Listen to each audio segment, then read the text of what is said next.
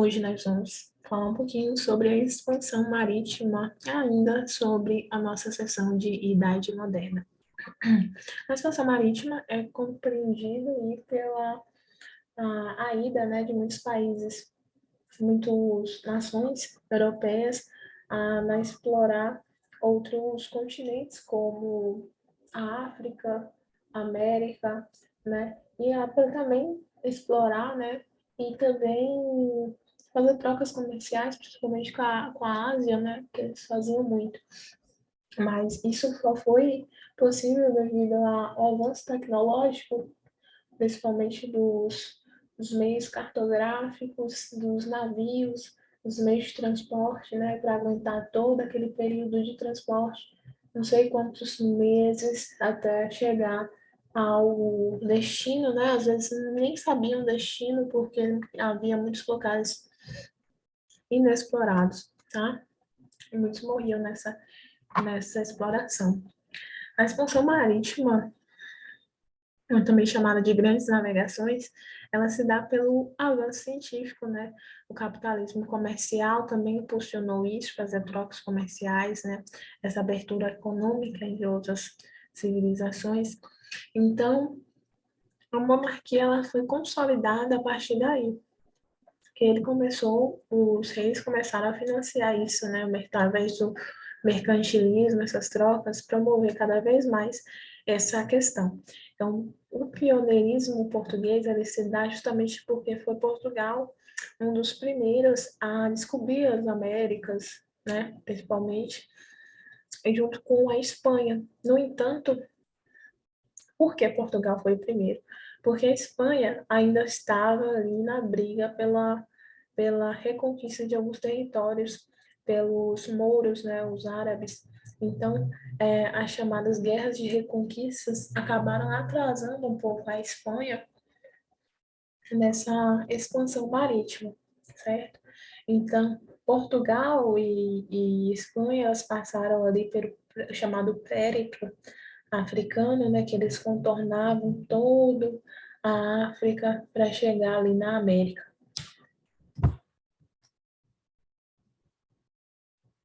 Aqui nós temos a Periplo Africana, né?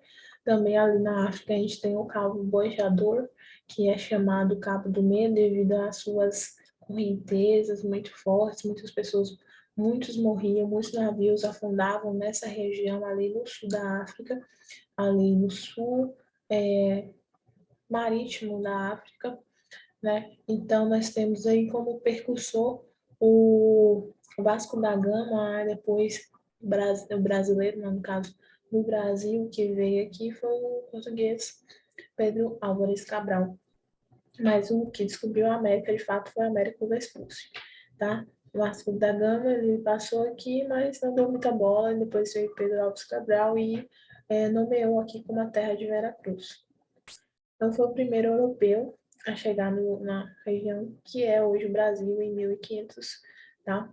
A Espanha, ela tinha a bula intercoetera, né? E também a questão do Tratado de Tordesilhas, né? Que a Espanha também chegou ali na América Central e algumas partes aqui da América do Sul, muitas partes, na verdade.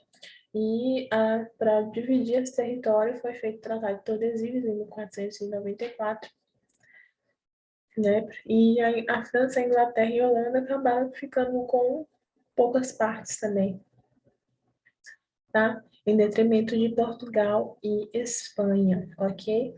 Então, posteriormente, em 1750, foi assinado outro tratado, foi o Tratado de Madrid, baseado no Ex Posse, alguma coisa de posse, né? Que Portugal acabou tendo vantagem. Agora vamos só dar uma pesquisada aqui na bula intercoopera. Foi um livro intercaetera. Bula intercaetera é a expressão latina que significa língua portuguesa, entre outros. Foi uma bula do Papa Alexandre VI, né? Uma bula intercaetera foi isso. E os tratados todos eles estão associados, tá? foi uma aprovação do Papa, então, essa bula, ok? E o Tratado de Tordesilhas. Aqui nós podemos ver só a imagem aqui do, como é que é chamado? Périplo africano, aqui o contorno aqui da África. Eles faziam esse trajeto, né, para chegar, o intuito era chegar na Ásia, só que eles acabaram desviando e vieram para América, bem mais perto, né? Acabaram desviando e vieram para América, mas é aqui que ocorre o périplo africano, esse contorno.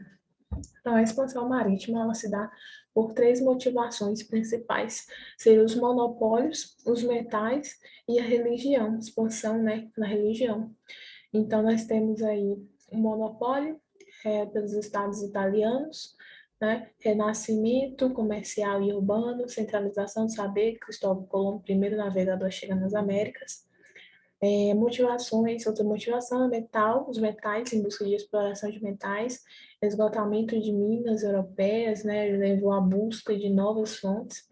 E religião, a expansão, como eu havia dito no Conselho de Trento, uma das, das medidas, né, para fortificar o catolicismo foi as companhias de Jesus, né, que é a expansão da fé cristã, puritanos, realocação de minorias e os puritanos que foram para outros lugares, né, essas minorias, com a expansão da fé, puritanos e realocação de minorias, certo?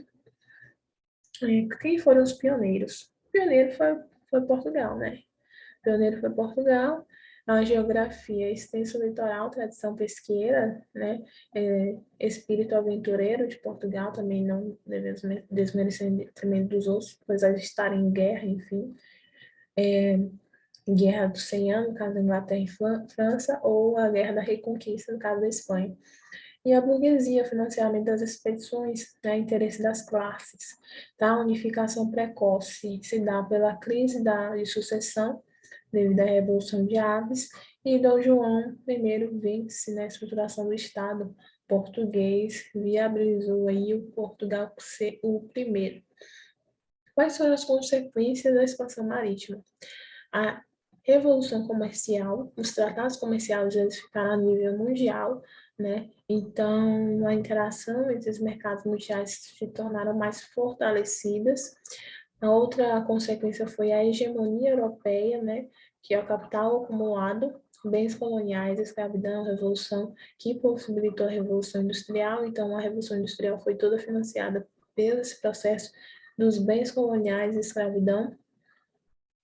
Colonialismo, que se baseia no sistema jurídico, econômico, social e cultural, tá? Desigualdade, opressão e trocas culturais, né? Possibilitou essas trocas culturais, novas culturas, modificações na Europa. Vamos para algumas questões agora. Todo homem de bom juízo, vamos para a pergunta primeiro, né? Esse relato associado ao imaginário das viagens marítimas da época moderna expressa o sentimento de todo homem de bom juízo, depois que tiver realizado sua viagem, reconhecerá que é um milagre manifesto ter podido escapar de todos os perigos que se apresentam em sua peregrinação, tanto mais que há tantos outros acidentes que diariamente podem aí ocorrer, que seria coisa pavorosa aqueles que aí navegam, querer pôr-nos todos diante dos olhos quando querem empreender suas viagens. História do medo do Ocidente, 1300 a 1800. Esse relato associado ao imaginário das viagens marítimas, tá? Na época moderna, expressa sentimento de quê? Gosto pela aventura? Não. Você devia agradecer por estar vivo. É medo. Fascínio pelo fantástico? Não. Temor pelo desconhecido? Exatamente. Interesse pela natureza? Não. E purgação dos pecados? Também não. Pergunta. O documento destaca um aspecto cultural relevante em torno da conquista da América, que se encontra expresso em devem ser bons serviçais, habilidosos, pois noto que repetem Logo, o que a gente diz, e creio que depressa se fariam cristãos. Me pareceu que não tinha nenhuma religião. Eu comprazendo a Nosso Senhor, levarei daqui, por ocasião de minha partida, 6 deles para vossas majestades, para que aprendam a falar. Diários da Descoberta da América, as 4 viagens do Testamento. O documento destaca um aspecto cultural, está falando dos índios, né, tá? Dos nativos. Um aspecto cultural relevante em torno da conquista da América, que se encontra expresso em a. Deslumbramento do homem branco diante do comportamento exótico de tribos autóctones. Autóctones, não.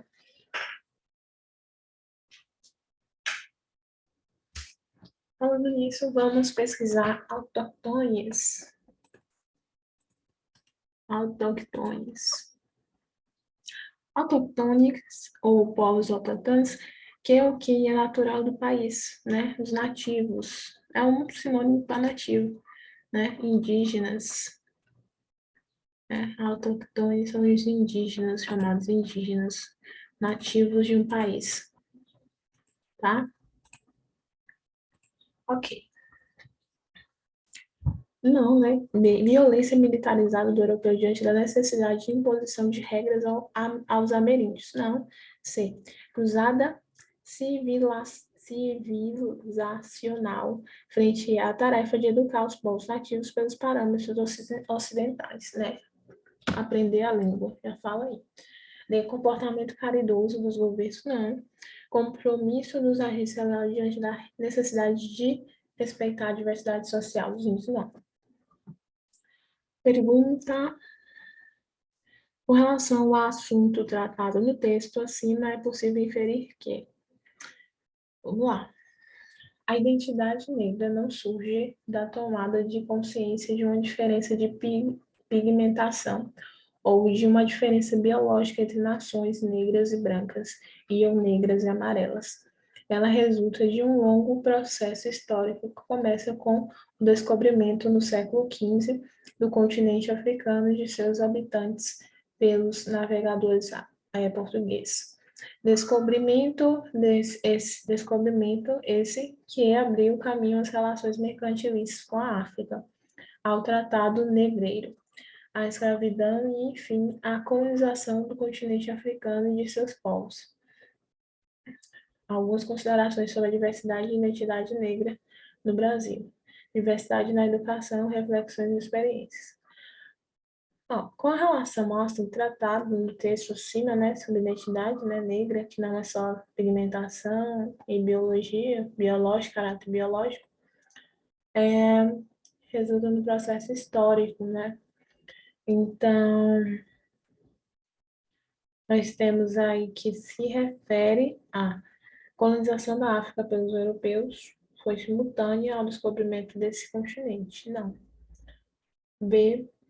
A existência de lucrativo comércio na África levou os portugueses a desenvolver esse continente. Não. Surgimento do tráfico negreiro foi posterior ao início da escravidão? Não. A exploração da África decorreu do movimento de expansão europeia no início da Idade Moderna? Sim. De ponta a ponta, é tudo praia, palma. É a descrição, né? A Carta de Privilégio minha permite entender o projeto colonizador para a Nova Terra. Nesse trecho, o relato enfatiza o seguinte objetivo. Então, vamos lá. De ponta a ponta é tudo palma, praia, palma. Muito chão e muito formoso. Pelo sertão nos pareceu vista do mar muito grande, porque a estender olhos não podíamos ver senão terra com arvoredos que nos pareciam muito longas.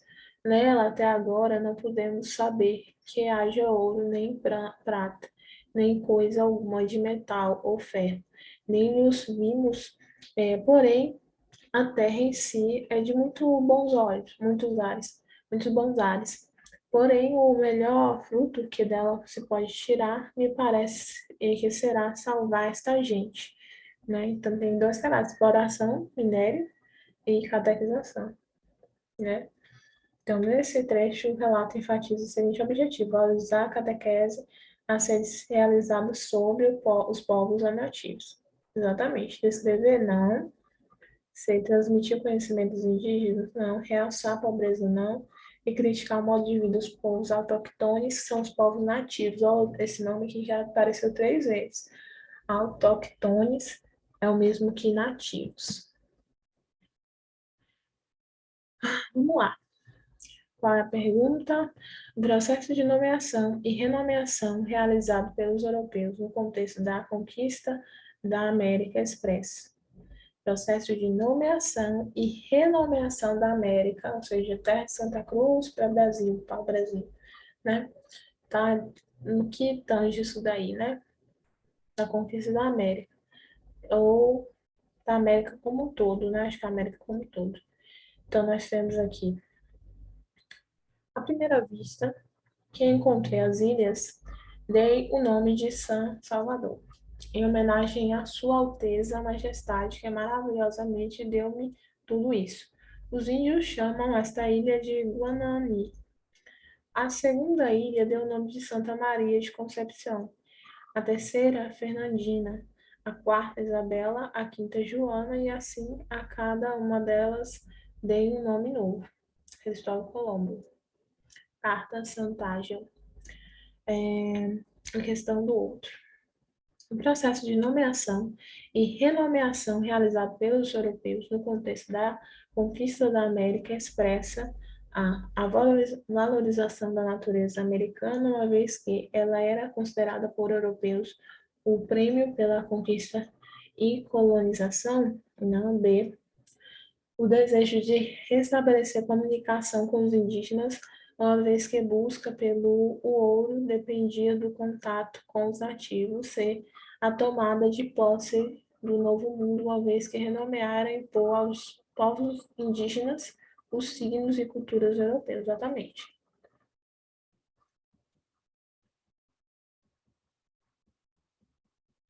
Então, próxima questão. Qual é a pergunta? Das colonizações e das independências. A tática adotada pela Inglaterra no século XVI, conforme citada no texto, foi o meio encontrado para.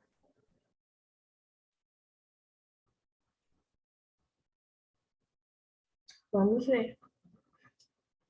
A ocasião fez o ladrão. Francis Drake. Travava sua guerra de pirataria contra a Espanha papista. A Espanha estava baseada, o Papa estava na Espanha, quando roubou as tropas de mulas que levaram o ouro do Peru para Panamá. Graças à cumplicidade da rainha Elizabeth I, ele reincide e saqueia as costas do Chile e do Peru antes de regressar pelo Oceano Pacífico e depois pelo Índico.